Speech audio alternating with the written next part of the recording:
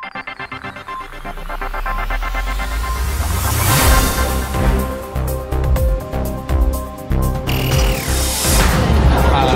si Vince Robinson Ventura, isa ako sa mga coach na collaborative desktop publishing and online publishing as well dito sa DSTC. Ano po yung pinaka-remarkable moments mo po kahapon? Of course, hindi mawawala yan sa ating mga kalahok, yung kanilang tense na dedication, tense na kagustuhan nila para manalo.